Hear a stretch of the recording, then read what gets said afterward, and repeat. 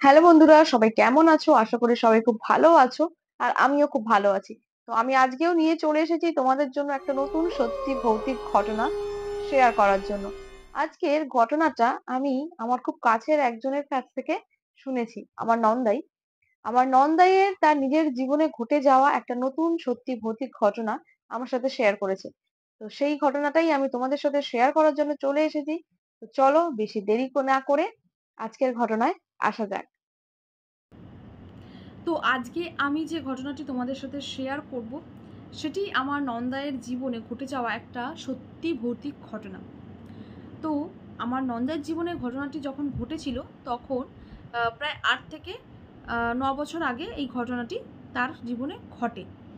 আমার নন্দাই তখন মুর্শিদাবাদের জঙ্গিপুর বলে একটি জায়গায় কাজে ছিল, মানে কর্মসূত্রে সেখানে থাকতো।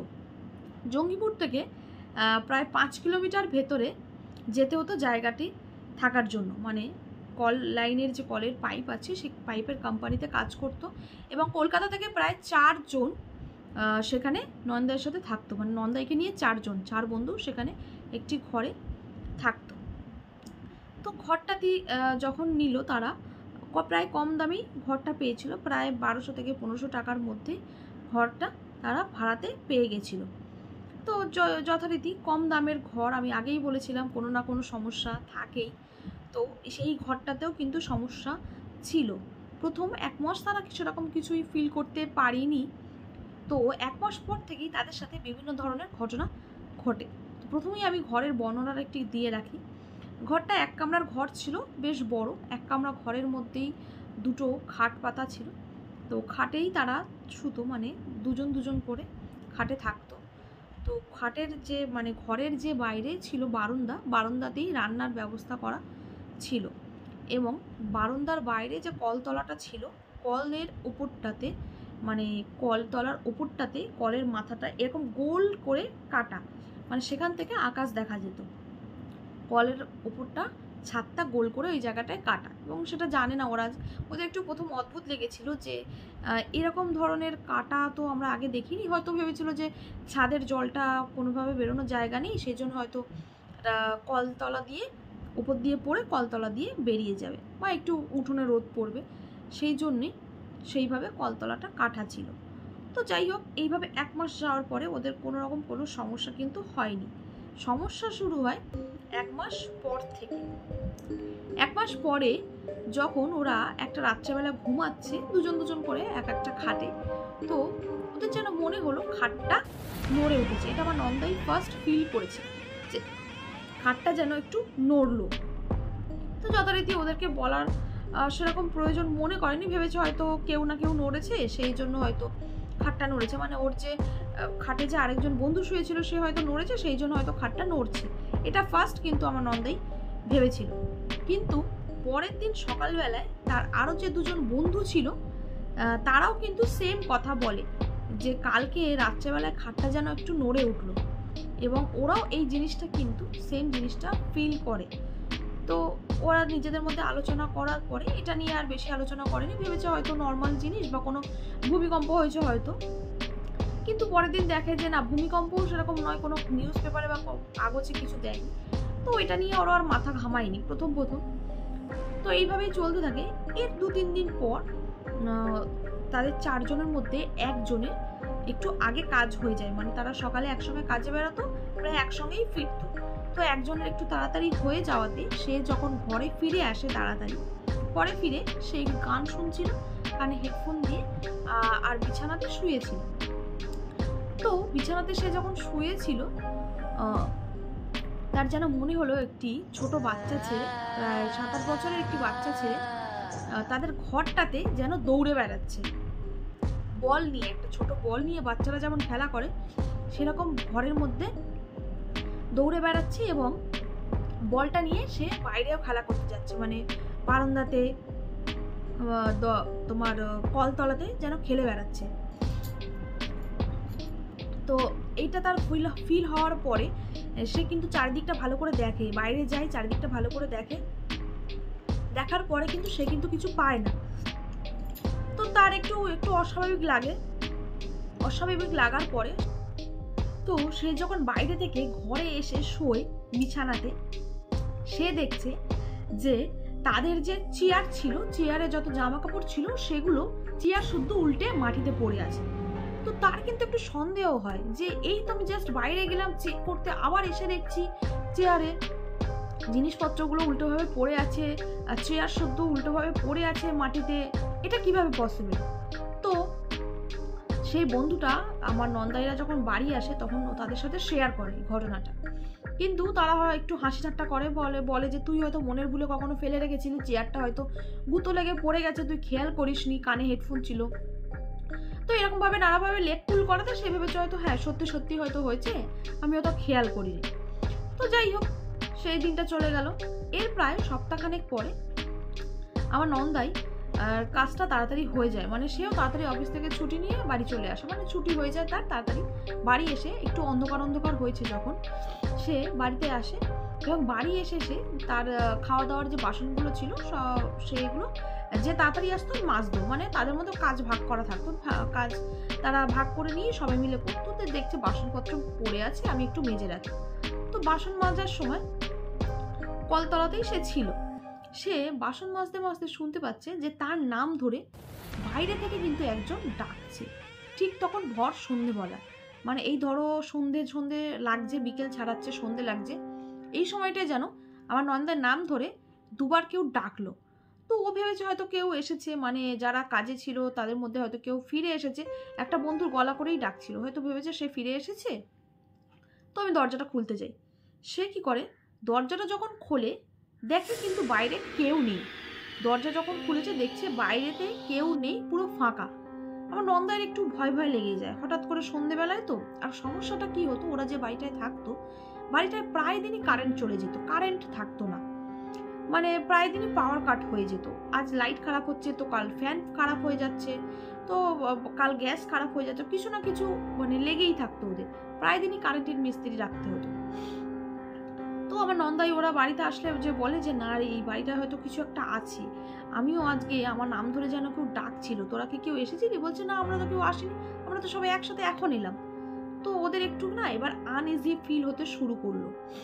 তো এইরকমই একজন বাথরুমে গেছে সকালবেলায়, একটু ভোরবেলার দিকটায়, তার বাথরুম যাওয়ার প্রয়োজন পড়াতে সে বাথরুমে গেছে, এবং সে যখন বাথরুম থেকে কাজ সারার পরে বেরোচ্ছে, মানে বেরোতে যায়, সে দেখছে বাথরুমের মানে বাইরের দিকেও একটা ছিটকানি আছে, ছিটকানিটা দেওয়া, এবং ও যথারীতি বাথরুম থেকে চিল্লাচ্ছে যে কে ছিটকানি দিয়েছিস, ছিটকানিটা খুলে দে, এইভাবে কেন মজা করছিস, এরকম মজা করাটা উচিত নয়। অনেকবার চিৎকার করার পর একটা আধ ঘন্টা ধরে ডাকাডাকির পর একজনের ঘুম ভাঙে। ওই চারজনের মধ্যে একজন বাথরুমে ছিল যে আটকে ছিল, তার ডাকে একজনের ঘুম ভাঙে, এবং সে এসে দেখছে যে ও বাথরুম থেকে চিৎকার করছে। বলছে যে কি হলো, তুই বাথরুমে আটকে গেলি কি করে? বলছে যে তোরাই তো আমাকে বাথরুমে আটকে দিয়েছিস। বলছে না, আমরা কেন বাইরে দিয়ে ছিটকিনি দেবো। এবং ওরা তো না এবার থেকে একটু অবাকই হতে থাকলো, মানে এই ধরনের ঘটনা ঘটছে, এবং যে বাথরুমে আটকে গেছিলো তার যথেষ্ট ভয় পেয়েছে, মানে একে তো একটু অন্ধকার, তখন একটু ভোরবেলা ছিল, বাথরুমের আলোটাও ঠিকমতো আসছিল না, হঠাৎ করে বাইরে থেকে কে ছিটকানি দিয়ে দেবে। ওদের একটু আনইজি ফিলটা এবার বেশি হতে শুরু করলো। তারপরে যে জিনিসটা হয়, এবার আস্তে আস্তে বর্ষাকাল আসছে, যতক্ষণ মানে বর্ষাকাল আসছে, তো বর্ষাকালে কি হচ্ছে, ওরা একদিন খিচুড়ি রান্না করছে, এবং ওদের যে রান্নার জায়গাটা ছিল, ওদের রান্নার জায়গাটা একটু বাইরে ছিল, বাইরে দিয়ে রাস্তাটা দেখা যেত, একটা জানলা ছিল ছোট, জানলাটার সামনে দিয়ে এদিক থেকে এসে দরজাটা খুলতে হতো। তো ওরা বাইরে যখন জানলার কাছে রান্না করছে একজন, তো খিচুড়ি রান্না করছে, আর বাকি তিনজন ঘরে সবজি কাটছে, কেউ জল আনছে, তো এই ধরনের সবাই কাজ করছে, একজন রান্না করছে। তো হঠাৎ করে যে রান্না করছে সে দেখতে পাচ্ছে রান্নাঘরের জানলার সামনে একজন বয়স্ক ভদ্রলোক এসেছেন।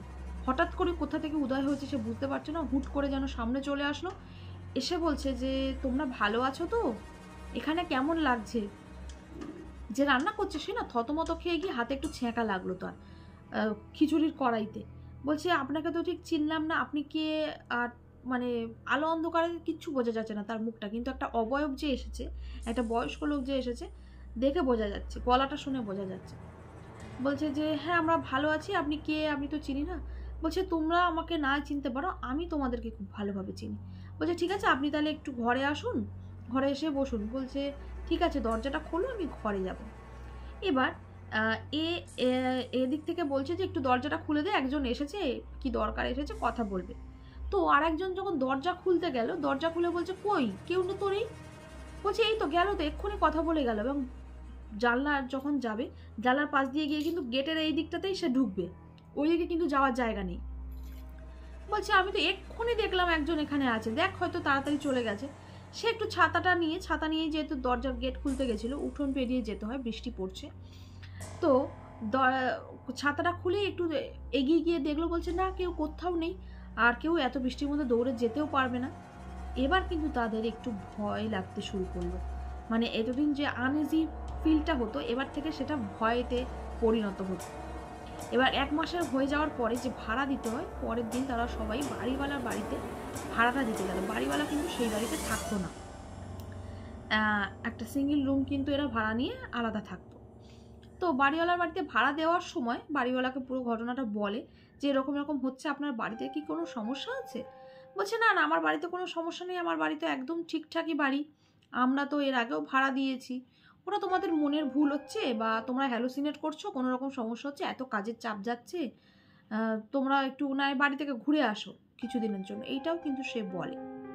তো যাই হোক, ওরা ভেবেছে হয়তো হ্যাঁ সত্যি হতে পারে, বা বয়স্ক লোকটা এসেছিল হয়তো তাড়াতাড়ি, বৃষ্টি পড়ছে, বৃষ্টি গায়ে লাগছে, ভিজে যাচ্ছে হয়তো, আর বাড়িতে ঢোকেনি, হয়তো আশেপাশে কোনো বাড়িতে ঢুকে গেছে তাড়াতাড়ি, আশেপাশে কোনো বাড়ি থেকে হয়তো এসেছিল। তো এরপর যে ঘটনাটা ঘটে, মানে সেটা একটু মারাত্মক, সেটা যদি সত্যি হতো তো একজনের মৃত্যু পর্যন্ত কিন্তু ঘটতে পারত। তো এই 4 জনের মধ্যে একজন স্নান করে কলতলাতে তার জামা কাপড়টা জাস্ট ধুচ্ছে। তো জামা কাপড় ধোয়ার সময় সে, আমি তো আগেই বলেছিলাম কলের মাথাটা এরকম গোল করে কাটা, উপরটা ছাদ দেওয়া, পুরো উঠোনটাই কলের মাথাটা এরকম গোল করে কাটা। তো সে যখন ধুচ্ছে জামা কাপড় ধোয়ার সময় হঠাৎ করে সে দেখছে ওই গোল মতো জায়গাটার থেকে একটা এত বড় আস্ত ইট যেন কেউ ওপর থেকে দুম করে ছুঁড়ে ফেলেছে তার মাথাতে ফেলার জন্য। কিন্তু ভগবানের অশেষ কৃপা ছিল, সে সঙ্গে সঙ্গে ওখান থেকে সরে আসে। মানে কল পাম্প করে সে হয়তো ঘুরে জামা কাপড় নিতে গেছে বা কিছু, তার জাস্ট মানে সামনে ইটটা পড়ে, কলের সামনেই ইটটা পড়ে, এবং সে মানে মানে থতমতকে বাবা গো মা গো করে ছুটে পালানোর সময় পড়ে যায় এবং পড়ে গিয়ে আঘাত পায়। এবং সে যথারীতি রেগে যায়, রেগে গিয়ে বলে এটা কী ধরনের অসভ্যতাম হচ্ছে, কী ধরনের মজা করছিস তোরা আমার সাথে, এক্ষুনি একটা অ্যাক্সিডেন্ট হয়ে যেতে পারতো, এক্ষুনি আমি মরে যেতে পারতাম। এবং সবাই 3 জনে কিন্তু সে দেখতে পায়, আর বাদবাকি 3 জন আমার নন্দাই আর যে 2 জন বন্ধু ছিল, তারা কিন্তু আশেপাশে থেকেই ছুটে আসে, এসে বলে কী হয়েছে তুই পড়ে গেলি কী করে? বলছে তোরাই তো ওপর থেকে ইট ফেললি আমাকে ভয় দেখানোর জন্য, তোদের জন্য আমি পড়ে গেছি, ইটটা যদি আমার মাথায় পড়তো কী হতো? এবং ওরা অদ্ভুতভাবে বলে আমরা তো কেউ ওপরে যাইনি, আমরা কেন ইট ফেলবো তোর মাথায়? হ্যাঁ ইয়ার্কি মারি, পিছনে লাগে, ঠিক আছে, তাই বলে এরকম প্রাণঘাতী ইয়ার্কি তো আমরা মারবো না। এবার তখন ওরা সবাই মিলে তাড়াতাড়ি করে ছাদে গিয়ে দেখে ছাদের দরজা বন্ধ, ছাদে কেউ নেই। আর কোনো পশু পাখির পক্ষে অত বড় একটা ইট ফেলাটাও কিন্তু পসিবল নয় খুব একটা, পাখির পক্ষে তো নয়ই, কোনো কুকুর বিড়ালও যদি ছাদে ওঠে তাদেরও কিন্তু অত বড় একটা ইট ফেলা সম্ভব না। তো যাই হোক, এই ঘটনাটার পরে কিন্তু ওদের ভয়টা একটু জোরালো হতে শুরু করলো। এবার যে জিনিসটা হলো, একদিন ঝমঝম করে বৃষ্টি হচ্ছে, বৃষ্টি হওয়াতে ওরা রাত্রেবেলায় প্রায় একটু জেগেই ছিল সবাই। পরের দিন 2 জনের উইক অফ ছিল, তো আগের দিন রাত্রেবেলা সবাই একটু জেগেছিল, আড্ডা মারছে, গল্প করছে। তো ওরা শুনতে পাচ্ছে যে ছাদের ওপরে বৃষ্টি হচ্ছে চারিদিকে, মানে বৃষ্টিটা একটু কমার পরে, বেশ গভীর রাত, তখন 12:30-1টা বাজে, বৃষ্টি কমে গেছে, ছাদের উপরে যেন কেউ দৌড়াদৌড়ি করছে। প্রায় কেউ বলা ভুল হবে, কয়েকজন মিলে ছাদের ওপরে যেন দাপাদাপি করে ঘুরে বেড়াচ্ছে। ওদের একটু সন্দেহ হয়, যে ভাবে যে কোনো চোর ডাকাত এলো নাকি, যেহেতু আমরা এখানে একা থাকি, কলকাতা থেকে এসেছি, সবাই জানে, তাহলে হয়তো কোনো চোর ডাকাত এসেছে। তো ওরা কি করে, 2 জন নিচটাই দেখতে থাকে এবং 2 জন ওপরে যায় দেখতে যে কেউ এসেছে কিনা, আমি চেক করছি, আর 2 জন নিচে থেকে দেখ কেউ পালায় কিনা। তো 2 জন যখন ছাদের ওপরে যায়, ছাদের গেটটার কাছ থেকে জাস্ট উঁকি মেরে দেখে ছাদে কিন্তু কেউ নেই। আর ছাদের পাশ দিয়েও নেমে যাওয়ার কোনো জায়গা নেই, চারিদিকে জঙ্গল, যে নেমে কেউ দৌড়াবে, কেউ দৌড়ালেও জঙ্গলে পড়বে, একটা ঝপ করে আওয়াজ হবে পড়ার, তাহলে ছাদে কে ছিল। তো এরপর কিন্তু ওরা যে দুজন গেছিল ভয়ে তাড়াতাড়ি করে ছাদ থেকে নেমে চলে আসে। ছাদ থেকে নেমে চলে আসার পরে ওরা বলে যে না, ছাদে কিন্তু কেউ নেই, ছাদ কিন্তু ফাঁকা ছিল এবং অন্ধকার, বৃষ্টি পড়েছে, বৃষ্টির জল আছে। তো যাই হোক, তো ওদের একটু এবার ভয় লাগতে শুরু করে যথারীতি। ভয় লাগার পরে পরের দিন তো দুজনের উইক অফ ছিল। তার কিছুদিন পর, মানে তারপরে আর কিছু হয়নি সেরকম, এই কারেন্ট চলে যাওয়া বা লাইট পাখা খারাপ হয়ে যাওয়া, এই ঘটনাগুলো ঘটতে থাকতো। তো কিছুদিন পরে একজনের শরীরটা একটু খারাপ ছিল। সে বলল আমি আজকে যাব না, ছুটি নিচ্ছি, আমার শরীরটা ভালো নেই, আমি একটু বাড়িতে রেস্ট নেব, তোরা যা কাজে। তো একজন বাড়িতে যথারীতি রেস্ট নিচ্ছে দুপুরবেলায়। তখন সেদিনকে কাজে যায়নি, তার শরীরটা খারাপ ছিল, দুপুরবেলা ছিল। দুপুরবেলা ঘরে শুয়ে আছে। প্রথমে সে ফিল করছে তার খাটটা একটু যেন নড়ছে, একটু জোরেই নড়ছে, এবং তার কিন্তু সে না তাড়াতাড়ি করে ধর্মর করে উঠে বসে, ভেবেছে হয়তো শরীরটা একটু খারাপ, হয়তো সেই জন্যে কি আমার এরকম ফিল হচ্ছে। তার জাস্ট কয়েক সেকেন্ডের পর সে দেখছে, মানে ভর দুপুরবেলা, তখন কখন বলবো 2:30-3টে নাগাদ, চারিদিকটা ধুধু করছে। আর গ্রামের দিকে ওই সময় ভর দুপুরবেলায় কিন্তু কেউ বেরোয় না। একটা মানে প্রবাদ আছে, ভর দুপুরে নাকি বিভিন্ন প্রেতাত্মা বা বিভিন্ন নেগেটিভ এনার্জি চারদিকে দাপিয়ে বেড়ায়। তো সেই জন্যে সেই ভর দুপুরবেলায় কিন্তু গ্রামের দিকে কেউ বাইরে বেরোয় না। তো সে তখন দেখছে যে ছাদের উপরে যেন মানে কেউ আবার সেই দাপিয়ে বেড়াচ্ছে, কেউ বলা ভুল, আবারও সেই 2-3 জন যেন ছাদের উপরে খুব দৌড়দৌড়ি করছে। এবং সে তারপরে যে জিনিসটা হয়, মানে সে আরও যেটাতে ভয় পেয়েছিল, সেই আওয়াজটা ছাদ থেকে ক্রমাগত যেন কলতলা অবধি আসছে।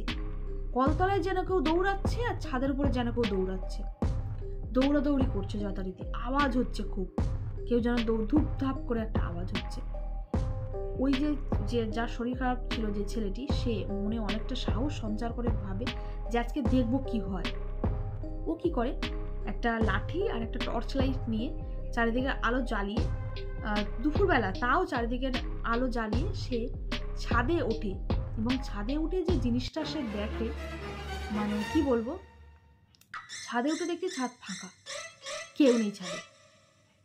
তাহলে ভাবো, সে যখন ওই জিনিসটা দেখে না, মানে তার না হঠাৎ করে একটু গা চমকে ওঠে। মানে সে যখন সিঁড়ি দিয়ে উঠছে তখনও কিন্তু আওয়াজটা হচ্ছে, সিঁড়ির জাস্ট 2 পা বাকি তখনও আওয়াজ হচ্ছে, ছাদে কেউ দৌড়াচ্ছে, স্পষ্ট সে শুনছে। এবং সে সেই ঘটনাগুলো যখন এরা বাড়িতে আসে, সে কিন্তু বলেছে যে আমি স্পষ্ট শুনেছি ছাদে দৌড়াচ্ছে, আমি যখন 2টো সিঁড়ি বাকি তখনও আমি শুনেছি ছাদে দৌড়াচ্ছে।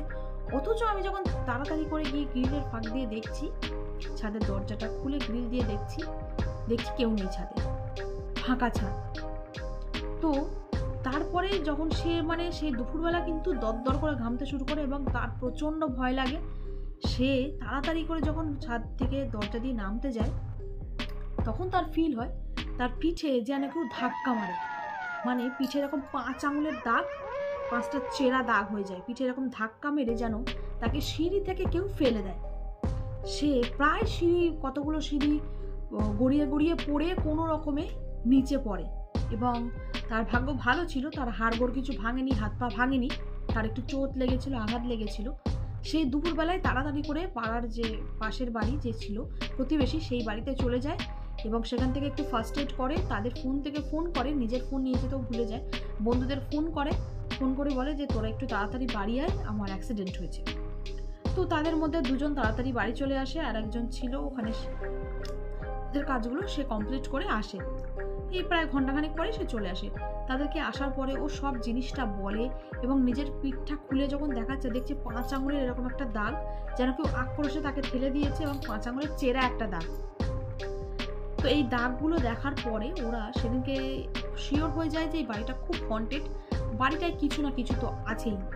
বাথরুমে ছিটকেনি দেওয়া বা উপর থেকে ইট পড়া বা এর পিঠে যে দাগ হয়ে যাওয়া, এই জিনিসগুলো তাহলে হতো না।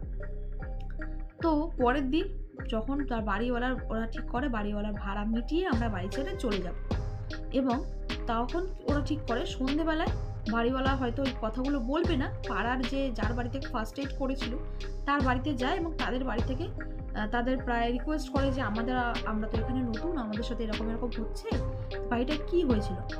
তখন পাড়ার যেহেতু প্রতিবেশী, ওরা অনেক দিনের পুরনো যে কাকু কাকিমা থাকতেন, তারা বলছে যে দেখো তোমরা তো নতুন, আমরা সেই জন্য কিছু বলিনি, আর তোমার বাড়িওয়ালা কি বলবে না বলবে সেই জন্য তোমরা হয়তো ভয় পাবে, আমরা কিছু বলিনি। অ্যাকচুয়ালি এই বাড়িটায় যারা ছিল, মানে যে ঘটনাটা ঘটেছিল প্রায় তোমরা আসার 10 বছর আগে, 10 বছর আগে এখানে একটা ফ্যামিলি থাকতো, একটা বাবা, মা আর তাদের একটা ছোট বাচ্চা ছেলে, যেই ছেলেটাকে কিন্তু সেই ওদের যে বন্ধু ছিল আমার নন্দায়ের, সেই কিন্তু দেখেছিল বাচ্চা ছেলেটা। 3জনে থাকতো। তো প্রথম খুব ভালোই চলছিল, হঠাৎ করে বাবাটার ব্যবসায় এতটা ক্ষতি হয়ে যায়, এতটা লস হয়ে যায় যে বাজারে প্রচুর দেনা হয়ে যায়। সেই দেনার ধার মেটাতে মেটাতে প্রায় অর্ধেক দিন তাদের খাওয়া হতো না, সংসারে অশান্তি লেগে থাকতো। তো সেই জন্যেই ওরা কি করলো, লাস্টে পড়ে মানে দেনা এতটা পরিমাণ বেড়ে যায়, এতটা পরিমাণ তাদের অবস্থা খারাপ হয়ে যায় যে তারা লাস্টে নিজে আত্মঘাতী হয়, নিজেদেরকে শেষ করে দেয়, আত্মঘাতী হয় গায়ে আগুন ঢেলে। দুজন তো মারাই যায় এবং বাচ্চাটাকে নিয়েই মরে, কারণ ওরা ভেবেছিল যে আমরা চলে গেলে বাচ্চাকে কে দেখবে। তো সেই জন্যেই ওরা আর দেনার দায় নিতে না পেরে, চাপ সহ্য করতে না পেরে ডিপ্রেশনে আত্মহত্যা করে, এবং আত্মহত্যা করার পরে অনেক দিনই কেস চলার পরে অনেকেই ওই বাড়িটায় প্রথম থাকতে পারতো না, মানে ভাড়া দিতে পারেনি। প্রায় যখন ভাড়া দিতে শুরু করে তখন প্রথম ওরা অনেকেই থাকতে পারতো না, তারপরেও বেশ কিছুদিন বাড়ি বন্ধ ছিল। তার কিছুদিন পরে এরা ভাড়াতে যায়, এবং এরাই প্রথম যায় যে ওই ঘটনার পরে 1 মাস ওখানে টিকেছিল। তো যাই হোক, সব কিছু শোনার পরে ওরা তো সেই রাত্রেবেলায় সবাই না ঘুমিয়ে চুপচাপ ঘরের মধ্যে বসে আছে, কারোর মুখে জাস্ট আর কোনো কথা নেই। ওরা ভাবছে কতক্ষণে এখান থেকে বেরোবো। তো এই করে ওরা যখন পরের দিন সেই বাড়িওয়ালার কাছে যায়, গিয়ে পুরোটা চেপে ধরে তাকে, সে তখন স্বীকার করতে বাধ্য হয় এবং সেই মাসে সেই ভাড়াটা সে নেয়নি, উপরন্তু তাদেরকে কিছু কম্পেনসেশন দেয়, কিছু ক্ষতিপূরণ দেয়, দিয়ে সে নিজে দায়িত্ব নিয়ে অন্য একটি বাড়ি সেখানে দেখে দেয় যে তোমরা আজকে থেকে এখানে থাকো, এবং তারা রাতারাতি সব জিনিসপত্র নিয়ে সেই দিনই অন্য বাড়িতে শিফট করে যায়। তো তারপর থেকে আর কোনো সমস্যা হয়নি, এবং যার পিঠে এই দাগটা হয়েছিল সে একটি মন্দির থেকে ঝাড়িয়ে নেয়, একটি পুরোহিতের কাছে গিয়ে তাকে একটু ঠাকুরের ফুল টুল দেয়, একটু ভালো করে ছাড়িয়ে দেয়। তো তারপরে সে আস্তে আস্তে ওষুধও খায়, খাওয়ার পরে সুস্থ হয়ে যায়, আর কোনো রকম কোনো সমস্যা হয়নি। তো এই ছিল আজকের ঘটনা, আজকের গল্পটা। তোমাদের কেমন লেগেছে তোমরা জানিও। আর যদি কেউ গল্প পাঠাতে চাও, মৌলি অফিসিয়াল ফেসবুক পেজ আছে আমার, মৌলি অফিসিয়াল ফেসবুক পেজে তোমরা পাঠিও মেসেঞ্জারের মাধ্যমে মেসেজ করে।